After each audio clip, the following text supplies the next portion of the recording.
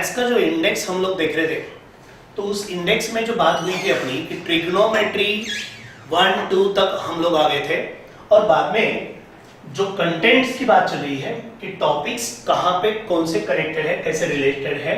तो straight line STRAIGHT, ये जो स्ट्रेट लाइन है बचपन में मतलब 10th स्टैंडर्ड तक आप लोगों ने स्ट्रेट लाइंस ड्रॉ करके, bye drawing straight lines on coordinate system we can find point of intersection. So that is nothing but solving equations simultaneously by graphical method. So these equations, ये 10th standard तक आपको इन lines का equations दिए गए थे। देखिए, तो वो इक्वेशंस जो है that equations are called equations of straight lines, and that we will find equations of that straight lines. यहाँ पे हम लोग वो इक्वेशंस निकालने का काम करेंगे। यहाँ पे स्लोप निकलेगा, जो सिलेबस में कंटेंट है उसमें एंगल बिटवीन स्ट्रेट लाइंस है, so that is from straight line.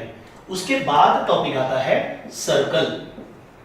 Okay, ये सर्कल भी आपके पहचान का है, लेकिन सर्कल आप लोगों ने जो सुना हुआ है, सर्कल जो आप लोगों ने सीखा हुआ है, उसमें आप लोगों ने radius, diameter, second, chord, okay, ये चीजें सीखी है। अब इसमें 11th स्टैंडर्ड में जो सर्कल टॉपिक आएगा, वो टॉपिक में हम लोग इक्वेशन ऑफ सर्कल, यहां पे 11th का जो सिलेबस है ना, उसमें इक्वेशन निकालने की बात ज्यादातर है। ओके, जो आप तक पहले 10th तक आप लोग पूरा रेडीमेड आपको इक्वेशंस दिए जाते थे, यहाँ पे वो इक्वेशन निकलते कैसे है, वो इक्वेशन निकालने का काम इस 11th के सिलेबस में होगा। इक्वेशन ऑफ सर्कल उसमें आएगा। ओके, सर्कल के बाद ये कोनिक सेक्शन आपके लिए नया पार्ट है। कोनिक्स अगला टॉपिक है कोनिक्स सेक्शन, CSECTION। ये जो सर्कल है ना, सर्कल में क्या हुआ, सर्कल में क्या देखने मिले हम लोग 11th में, equation of circle and equation of tangent to circle. Okay, उसके बाद कौन सा टॉपिक है, conic section, sections of cone. तो ये जो कोनिक सेक्शन है, cone, when cone is cut, then sections of cone are formed. यहाँ पे जब हम लोग कोन को कट करते हैं, जैसे if you cut cone parallel to axis, then whatever curves are formed, that curves is under parabola. Or if you cut cone by inclined angle, when this cutter is inclined to axis, then parabola, we get parabola.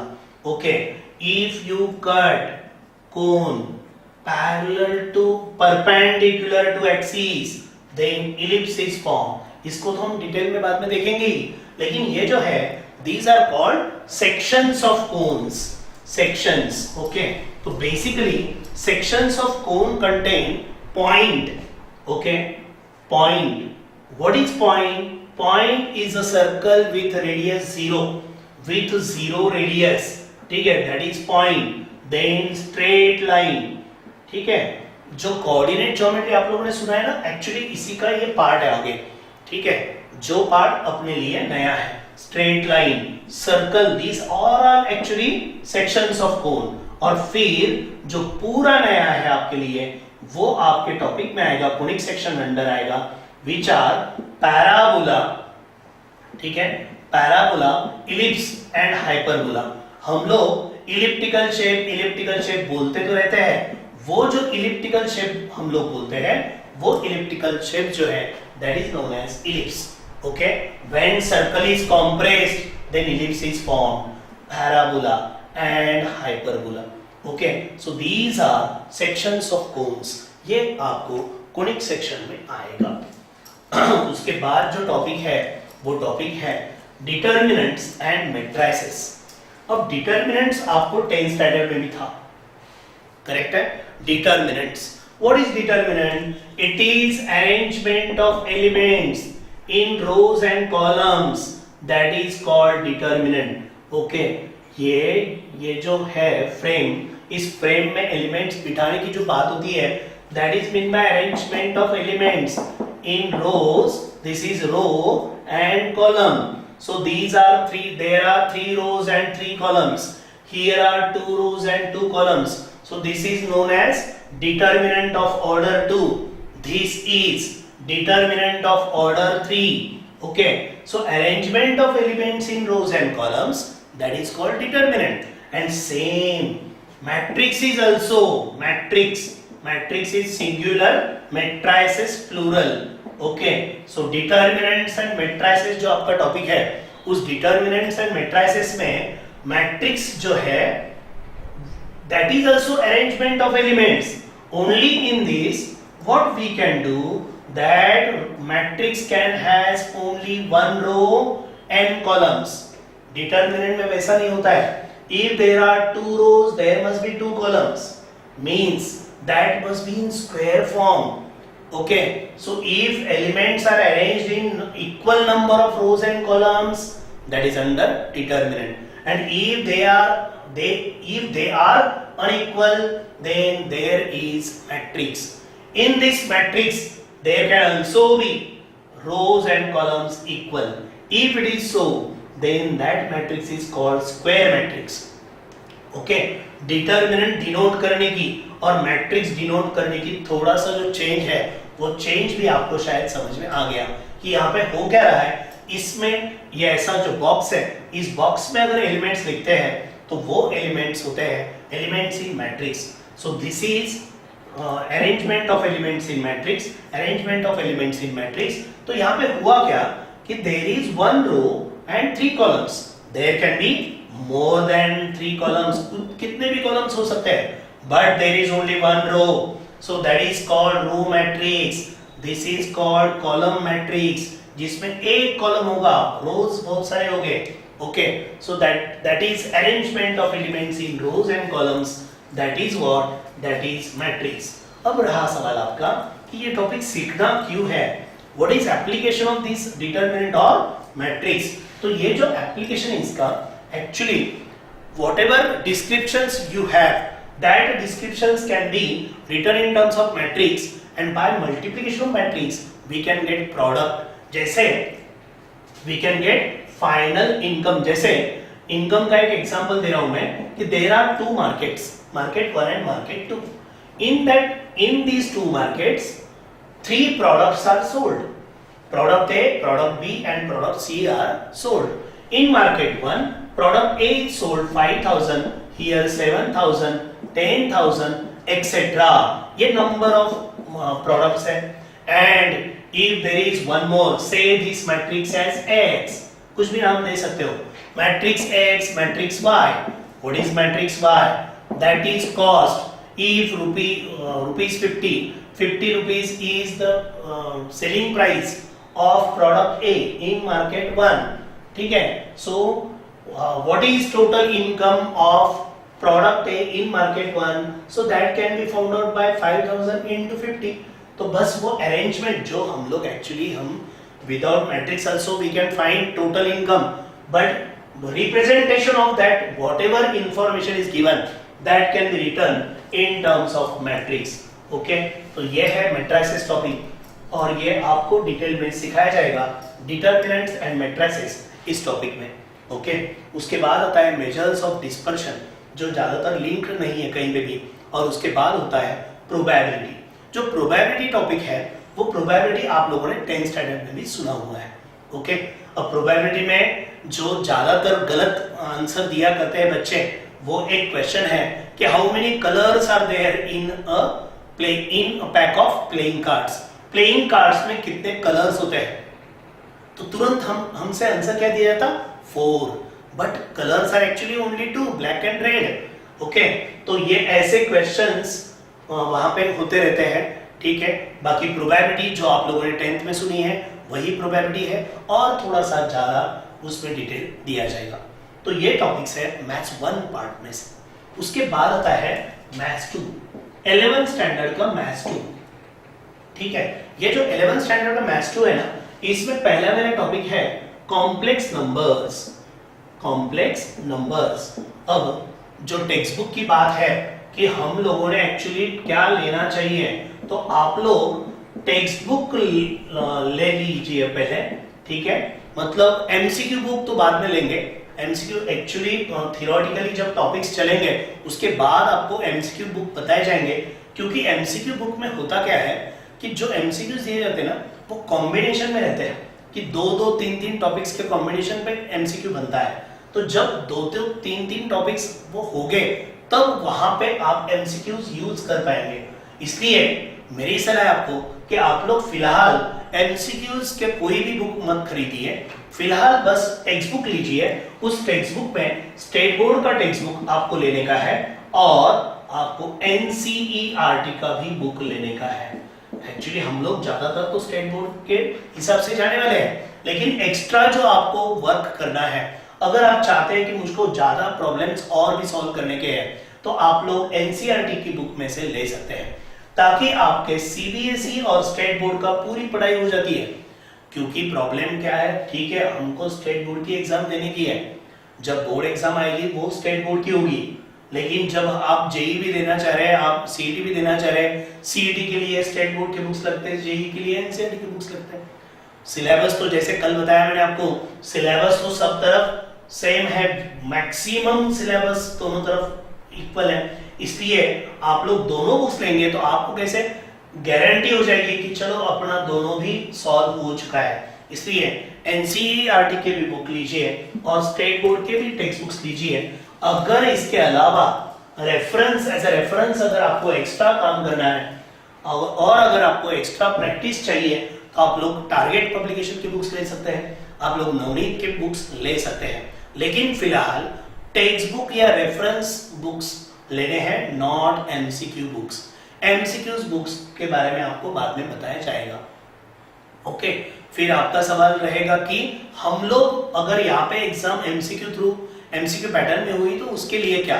तो उसके लिए actually अपनी teaching method जो है ना, वो teaching method कैसे रहने वाली है कि मैं आपको पहले टॉपिक को थियोरेटिकली पढ़ाऊंगा। वो टॉपिक की जो थ्योरी आपको पढ़ाई जाएगी वो थ्योरी आपको पीडीएफ थ्रू दी भी जाएगी। क्लास शुरू होने के बाद तो क्लास में हम लोग लिखेंगे वो, लेकिन जब तक क्लास शुरू होता नहीं, एक्चुअली फिजिकली क्लास यहाँ पे जब तक शुरू नहीं होता है तब तक हम लोग क्या करेंगे, जो भी टॉपिक मैं आपको पढ़ाऊंगा वो टॉपिक की थ्योरी आपको पीडीएफ थ्रू प्रोवाइड की जाएगी, व्हाट्सएप ग्रुप पे वो आ जाएगी। वो थ्योरी आप लिखेंगे, सिर्फ पीडीएफ में रखेंगे नहीं, उसको लिखेंगे। जो वीडियो में आप लोग सुन रहे हैं वो भी अगर अपना लिखना हो गया तो और अच्छी बात है। बुक्स के बारे में जैसे मैंने आपको बताया कि बुक्स में आप लोग जो टेक्स्ट बुक ले रहे हैं, वैसे नोटबुक्स में आप लोग दो नोटबुक्स रखी है, एक क्लास वर्क के लिए और एक होमवर्क के लिए। होम असाइनमेंट, इसके लिए एक नोटबुक होगी आपके पास, 200 पेजेस के रजिस्टर हो सकते हैं दोनों भी, ठीक है, जैसा आपके पास अवेलेबल है वैसे कोई प्रॉब्लम नहीं, लेकिन अलग अलग दोनों रखी है। क्लास वर्क में क्या होगा, जो क्लास में चलेगा, मतलब यहाँ पे जो हो रहा है, जो आप वीडियो थ्रू सुन रहे हैं, जहां जो एग्जांपल्स यहाँ पे एक्सप्लेन किए जाएंगे वो एग्जांपल्स आप लोग इस क्लास वर्क नोटबुक में लिख सकते हो, ठीक है। ये पूरे क्लास वर्क नोटबुक में एग्जांपल्स लिखी है। और क्या होगा कि ये जो टेक्स्ट बुक्स है ना, इसका जो एक्सरसाइज रहेगा, समझ लो 10 क्वेश्चन का एक्सरसाइज है, तो 10 में से अगर मैंने फर्स्ट, फिफ्थ और 10th ऐसे 3 क्वेश्चन कर दिए बस, और 7 सिमिलर क्वेश्चंस आपको छोड़ दिए, तो ये 3 क्वेश्चंस क्लास वर्क नोटबुक में आएंगे और बचे हुए 7 क्वेश्चंस ये होमवर्क नोटबुक में आप सॉल्व करेंगे। अगर इसमें आपको दिक्कत आती है, अगर ये प्रॉब्लम्स आपको सॉल्व करना नहीं आते हैं, तो बिल्कुल आप लोग मुझको उनके नंबर्स भेज सकेंगे। वो नंबर्स मैं कोई ना कोई वीडियो में इंक्लूड करूंगा और वो भी आपको सॉल्व करके दूंगा। ओके, इसलिए 2 टेक्स्ट बुक्स, स्टेट बोर्ड का जो बुक है ना उसमें 2 पार्ट्स है, मैथ्स 1 मैथ्स 2 ऐसे 2 पार्ट्स है, और एनसीईआरटी का बुक, राइट। तो ये रहा टेक्स्ट बुक के बारे में। और नोटबुक्स, 2 नोटबुक्स, एक क्लास वर्क एक होमवर्क। क्लास वर्क में जो वीडियो में होगा, जो फिजिकली क्लास में होगा वो आएगा, और होमवर्क में जो आपको home assignment as a home assignment दिया जाएगा वो सब कुछ होमवर्क की नोटबुक में सॉल्व होते रहेगा। ओके, ठीक है, ये क्लियर हो गया। कॉम्प्लेक्स नंबर जो M2 का पहला पार्ट था वो भी मैंने आपको बताया, वो भी आपको समझ में आ गया। ओके, कॉम्प्लेक्स नंबर के बाद टॉपिक आता है सीक्वेंस एंड सीरीज। ओके, ये जो सीक्वेंस एंड सीरीज है ना, इसका पहला पार्ट अरिथमेटिक प्रोग्रेशन आप लोगों ने सुना हुआ है। Okay, arithmetic progression when numbers are such that their difference is constant, difference between successive numbers is constant, then what is that? That is arithmetic progression। तो वैसे और geometric progression, harmonic progression, okay, अरिथमेटिको geometric progression, ऐसे अलग अलग progressions आने वाले हैं और ये प्रोग्रेशंस अपने सिलेबस में है। उसमें से एपी तो आपने सुन लिया है, बाकी हम लोग यहाँ पे डिटेल में सुनते रहेंगे। ये अलजेब्रा का पार्ट है और ये है second topic which sequence and series. उसके बाद आता है परम्यूटेशन एंड कॉम्बिनेशन। ये जो परम्यूटेशन एंड कॉम्बिनेशन है ना, ये टॉपिक एक्चुअली सिर्फ जेईई के स्टूडेंट्स को लगने वाला है। ओके, ये टॉपिक स्टेट बोर्ड के स्टूडेंट्स को इसकी जरूरत नहीं है। परम्यूटेशन एंड कॉम्बिनेशन, इसमें क्या है, नंबर ऑफ वेज है, number of ways of arrangement. जैसे from 10 students, if in 10 students, if there are 7 boys and 3 girls, then arrange that student such that no 2 girls are together। तो फिर हम लोग क्या करेंगे, ऐसे 7 boys पहले अरेंज कर देंगे, B1, B2, B3, B4, B5 and B6, B7, ऐसे 7 boys रहेंगे और उनके आजू बाजू जो जगह रहेगी वो आजू बाजू की जगह पे how many places are there? 1 2 3 4 5 6 7 8। Out of these 8 places, anywhere these 3 girls can be arranged so that they will not be together। कहीं पे भी दो गर्ल्स अगर बिठा दिए, ये 2 बॉयज साथ में भी आ गए, आपको क्वेश्चन क्या है, no girls must be together. So that is how we can arrange students। Okay, so these number of ways of arrangement that will be taught in this permutation and combination। इसलिए ये topic मैं सबसे last में लेता हूँ क्योंकि वो सब बच्चों का टॉपिक नहीं है, वो सिर्फ जेई के बच्चों को लगने वाला टॉपिक है, परम्यूटेशन एंड कॉम्बिनेशन। यहाँ पे ये परम्यूटेशन कॉम्बिनेशन का प्रैक्टिकल यूज कौन सा है, इसका प्रैक्टिकल यूज है mobile numbers. Just using 0 to 9 मतलब 10 digits, there are lakhs of thousands of crores of numbers of mobiles। okay, कोई भी रिपीटेशन में एक नंबर आपने लगाया तो वो एक जगह पे बराबर लगता है। तो वो जो है arrangement of digits, arrangement of 10 digits, 10 digit number आप लोग फॉर्म करते हैं, लेकिन एक ही बार एक नंबर, तो how many possibilities are there, so that can be found out in this permutation and combination. What is second example of this? Second example for this is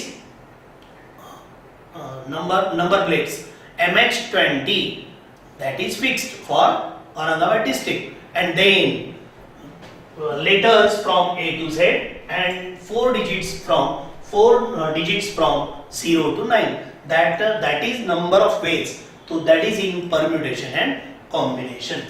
उसके बाद आता है induction एंड बायनोमियल थ्योरम।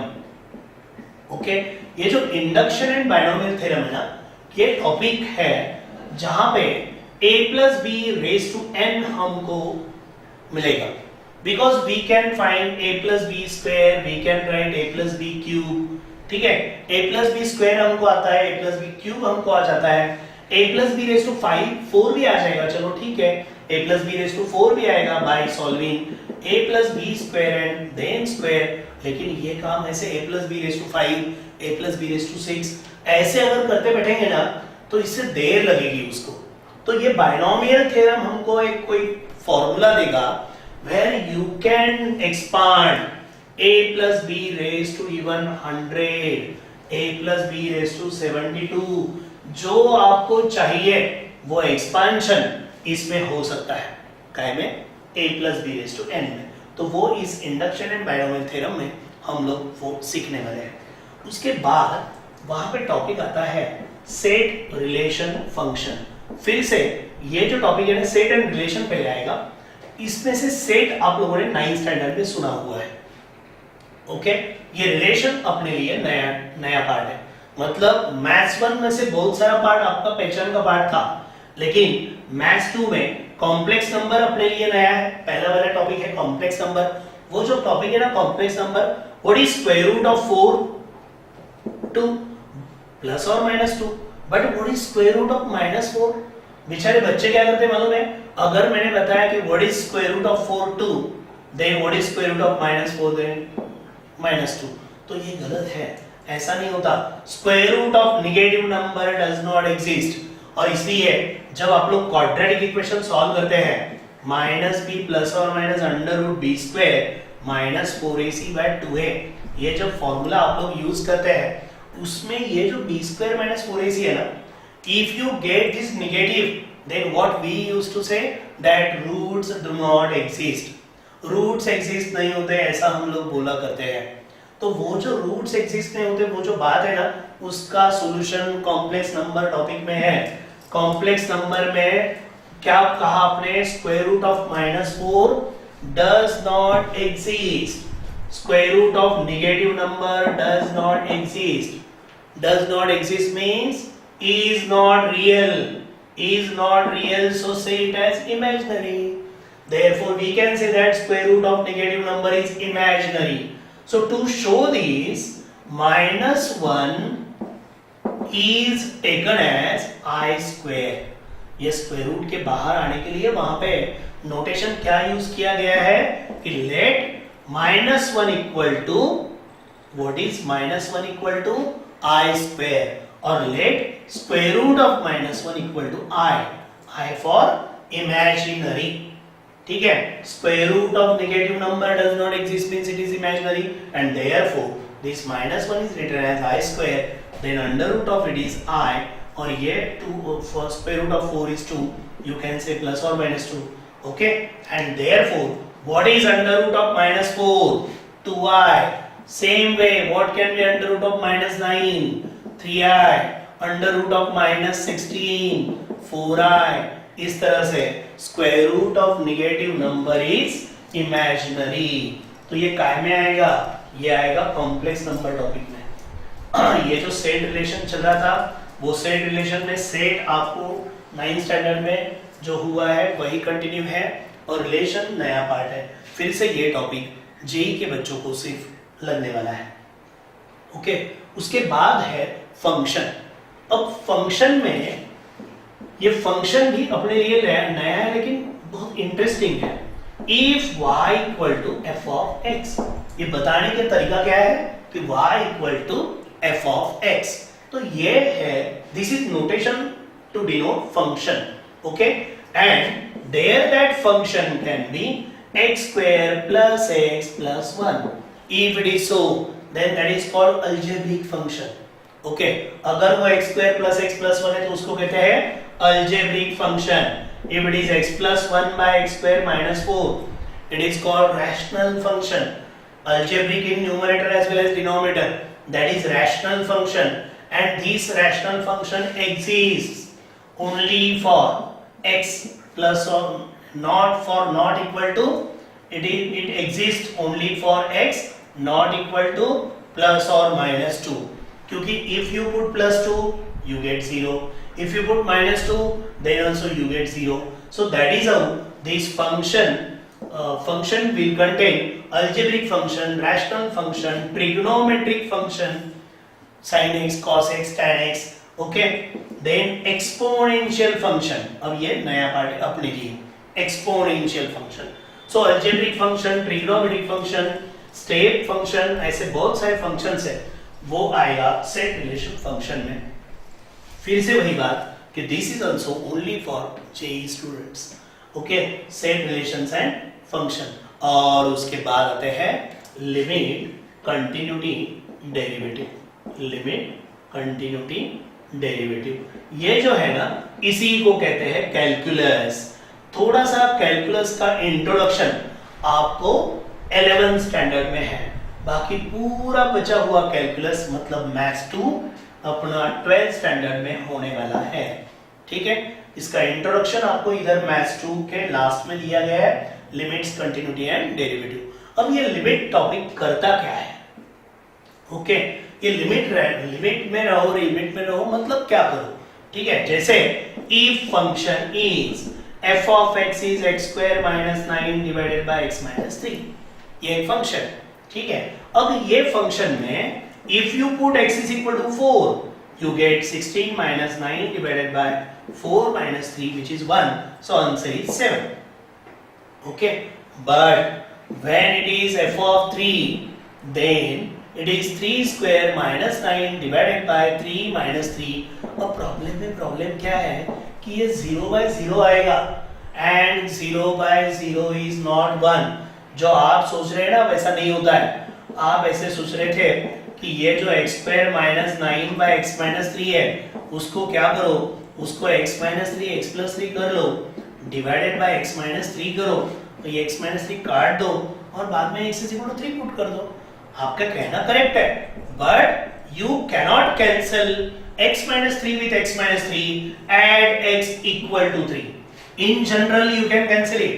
अगर x की कोई value नहीं दी गई है तो कोई प्रॉब्लम नहीं है काटने में, लेकिन even though at x is equal to 4 even you can cancel because at x is equal to 4 it becomes 4 minus 3 1 and 4 minus 3 1, मतलब क्या हो जाएगा 1 1 can get cancelled.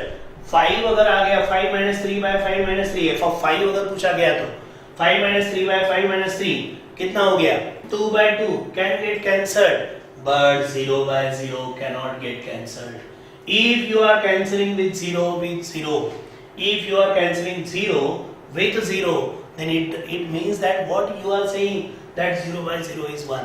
ऐसा कह रहे हैं ना आप लोग फिर, क्योंकि what is 5 by 5 1, 7 by 7 1, 2 by 2 1, 0 by 0 is not 1. 0 by 0 अगर 1 हो गया तो 0 की वैल्यू 1 हो जाएगी, तो वो प्रॉब्लम देगा। इसलिए we cannot cancel 0 by 0 and that 0 by 0 is known as indeterminate form. उसको indeterminate form कहते हैं और इस indeterminate form में we cannot cancel it. So for such forms we have to take limit. तो ऐसे टाइम लिमिट लेना पड़ता है। जैसे क्वेश्चन क्या था x square minus 9 by x minus 3 और फिर क्या हुआ था at x is equal to 3 it is 0 by 0. So as it is 0 by 0 only for x equal to 3, solve limit only for x equal to 3. ठीक है, जहां पे meaningless आएगा वहीं पे लिमिट लेना पड़ेगा। So limit x tends to 3, x square minus 9 by x minus 3. अब when we say that limit x tends to 3, okay, it means that value of x is not equal to 3. Value of x tends to 3, मतलब वो 3 equal to 3 नहीं है, वो 3 के पास में value है। 3 के पास हो सकता है 2.999, अगर नंबर लाइन पे वो जो 3 की तरफ आ रहा है, if it comes from right side then it can be 3.001. So if there is 3.001, okay, square minus 9 divided by 3.001 minus 3, here whatever you get 0.001 divided by 0.001 can get cancelled and you can get answer. Okay, यहाँ पे जैसे ये आगे factorise होगा, ये जो किया ना पहले a plus b a minus b, उसमें से a minus b पार्ट कटेगा और बचा हुआ पार्ट का आंसर आ जाएगा। यहाँ पे क्या होने वाला है, ये 3.001 plus 3.001 minus 3 upon 3.001 minus 3, ये इधर कैंसिल हुआ और ये बच गया, so that is answer 6.001, but it is taken as 6 which is known as neighborhood value. तो ये बाकी डिटेल में तो बाद में होगा ही टॉपिक में, लेकिन कहने का मतलब क्या है कि 0 by 0, infinity by infinity, infinity minus infinity, these are known as indeterminate form, and for indeterminate form limits must be taken. Limit लेना पड़ता है। ओके, उसके बाद जो कंटिन्यूटी टॉपिक है वो लिमिट का ही पार्ट है, और उसके बाद जो डेरिवेटिव्स है that is solving limit is nothing but differentiation. तो ऐसे ये मैथ्स 1 और मैथ्स 2 के टॉपिक्स थे। तो मेरे ख्याल से हम लोग क्या करते हैं, अभी अगले लेक्चर से एक्चुअल टॉपिक शुरू कर देते हैं और उसमें पहला टॉपिक हम लोग ले लेंगे एंगल एंड इट्स मेजरमेंट। तो कल से हम लोग शुरू कर देंगे angle and its measurement. Thank you.